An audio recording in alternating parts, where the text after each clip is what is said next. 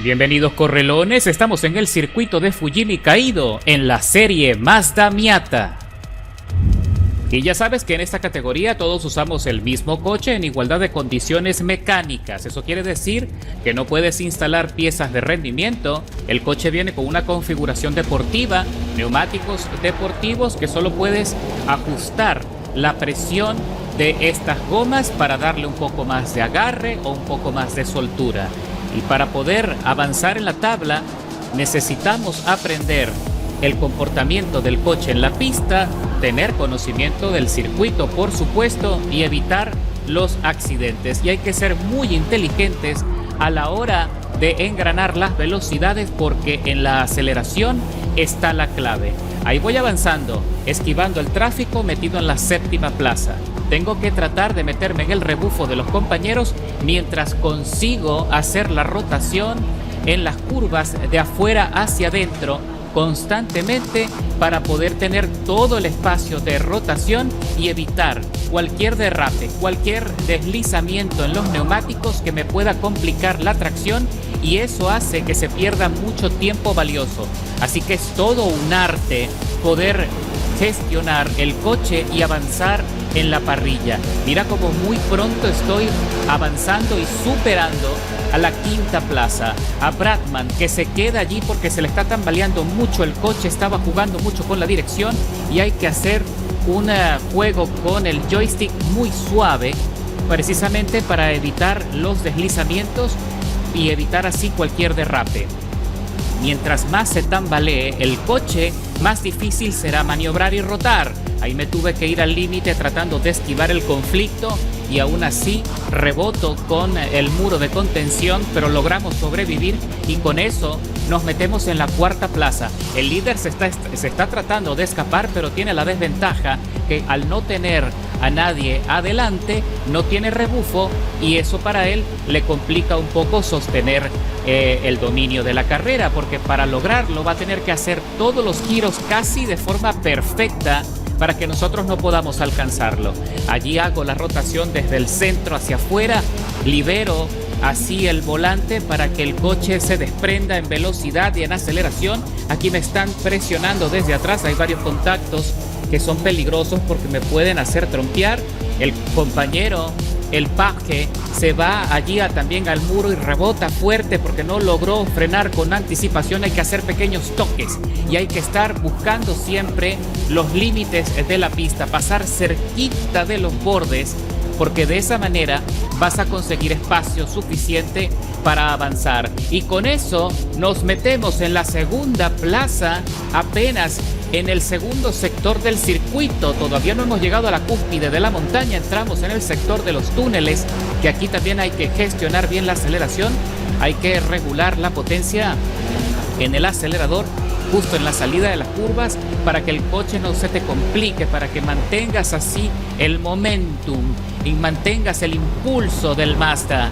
Recuerda que estos coches no tienen mucho poder, no tienen mucho caballaje, y a pesar de que es una clase muy baja en velocidad y aceleración, la verdad es que es muy divertido porque a pesar de que son coches lentos, fíjate que son perfectos para este tipo de desarrollo de carreras, donde lo que más importa precisamente es tu capacidad adaptativa, tu capacidad de reacción y anticipación en las curvas, para que de esa manera puedas hacer mejores tiempos que tus contrapartes.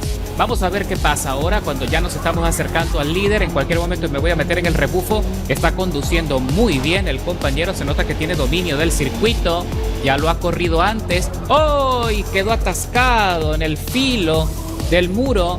Lo que les venía diciendo, hay que acercarse mucho al filo, pero no tanto, porque si no, cualquier roce, la carrocería se puede enganchar y te puedes quedar allí pegado, estampado, y te frena en seco, como le pasó al compañero, y con eso perdió el dominio y el liderazgo de la carrera. Así que con eso nosotros nos ponemos en la punta y vamos a iniciar el descenso de la montaña. A partir de ahora tengo que calcular bien la frenada, estar pendiente del minimapa, porque ya sabes que yo, al no usar el asistente de trazada, pues tengo que tratar de apoyarme en el minimapa para anticipar así los giros más difíciles y los más lentos.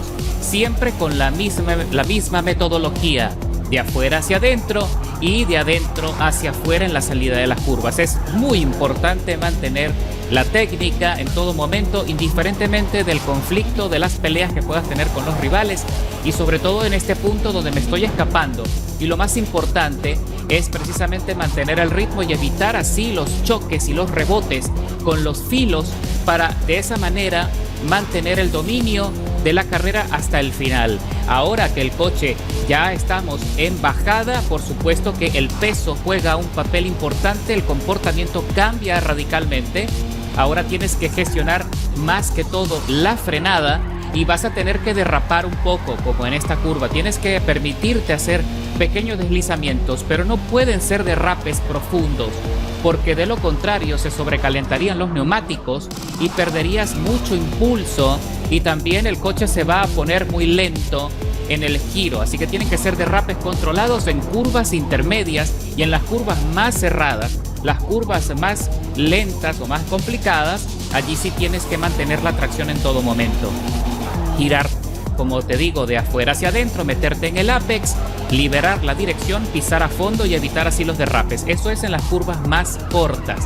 En las curvas intermedias, como esta, te puedes permitir un poquito de derrape, un poquito de deslizamiento de la cola, controlarlo, tratar de que el coche no se te vaya a ir, que el peso no te vaya a castigar, y de esa forma el coche siempre te va a responder y te va a llevar a la meta con un rendimiento espectacular. Qué hermoso coche, la verdad, para conducir en Fujimi Kaido. Me encanta, y de hecho te recomiendo incluso que luego de que se actualice la semana y que esta serie desaparezca, aún así te recomiendo usar esta configuración, que la puedes cargar en tu Miata perfectamente porque se guarda de forma automática. Cargas el archivo con esta configuración y te vienes a Fujimi Kaido en solitario o con amigos, y te garantizo que vas a tener carreras espectaculares o simplemente para disfrutar la conducción, y así poder incluso desarrollar un conocimiento amplio del circuito en cualquiera de las dos etapas.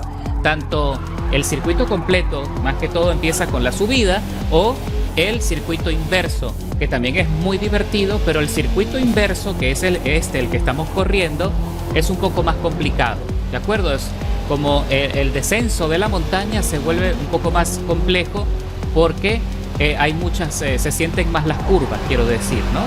Es un poquito más tenso desde ese punto de vista, en ese enfoque. Más sin embargo, fíjate cómo cuando ya has corrido varias veces en el circuito, ya no es tan complicado poder gestionar las curvas, y de esa manera puedes conducir con total tranquilidad y mantener el ritmo hasta el final. De hecho, fíjate que le estoy sacando a la segunda vuelta más de 10 segundos de ventaja.